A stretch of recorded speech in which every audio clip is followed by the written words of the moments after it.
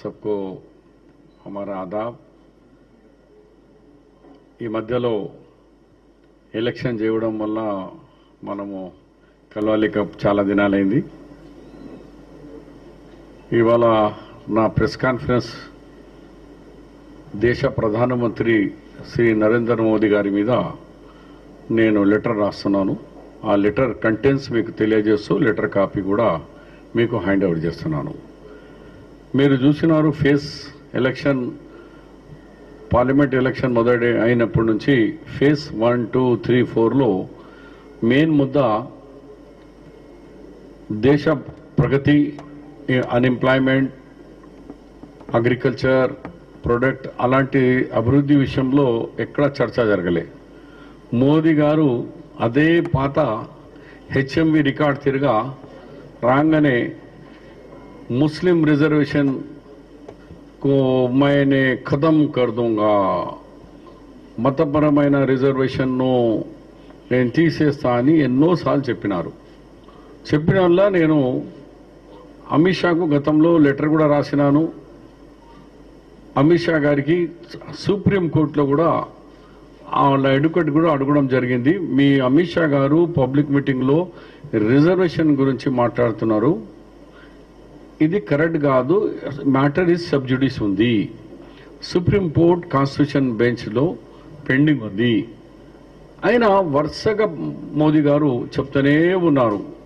అయితే నేను ఆలోచించి మోదీ గారికి లెటర్ రాస్తూ ఈ లెటర్లో అన్ని ఇస్తున్నాను.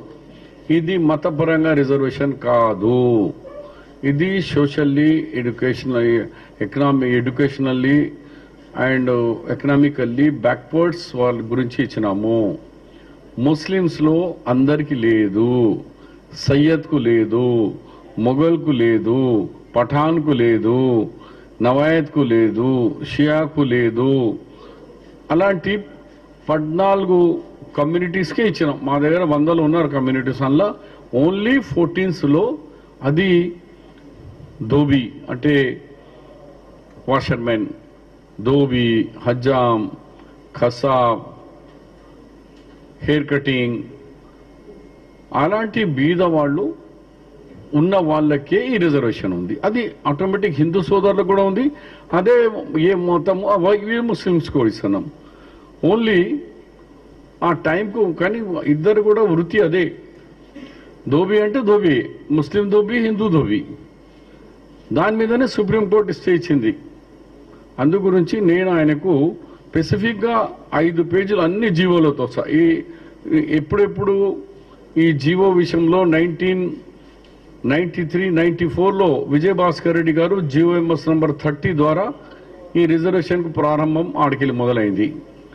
దాని తర్వాత ఈ జీవోస్ కూడా మీకు పెడుతున్నాను. జీవో 30లో ఇలా స్పెసిఫిక్ కమ్యూనిటీస్ పెట్టినారు. ముస్లిం, తెలగ, బలిజ, ఒంటరి ఇది పెట్టినారు. దాని తర్వాత జీవో 33లో కూడా 14 ముస్లిమ్స్లో ఎవరు అని పెట్టినారు, ఆల్ ముస్లిమ్స్కి లేదు. ఇవన్నీ కూడా చెప్పి మళ్ళీ ఒక దేశ ప్రధానమంత్రి 140 కోట్ల జనాభాకు ఒక ప్రధానమంత్రి నుండి ఆయన హిందూ ముస్లిం మాట్లాడుతూ ఉంటే మాకే సిగ్గు అనిపిస్తుంది. ఒక దేశ ప్రధానమంత్రి ఈ లెవెల్లో ఎందుకు మాట్లాడుతున్నారో బాబు. అందు గురించి నేను లెటర్లో మోదీ గారు మొత్తం డాక్యుమెంట్స్ పంపుతున్నాను. అసెంబ్లీలో బిల్ ఏం పాస్ అయింది, హైకోర్టులో మన 5 జడ్జెస్ బెంచ్ హైకోర్టు ఏమిచ్చింది, 7 జడ్జెస్ బెంచ్ ఏమిచ్చింది, సుప్రీంకోర్టు 3 జడ్జెస్ ఏమిచ్చినారు. ఇప్పుడు కాన్స్టిట్యూషన్ బెంచ్లో పెండింగ్ ఉంది. అది 2010 నుంచి ఇవాళ అంటే సుమారు 20 years నుంచి పెండింగ్లో ఉంది.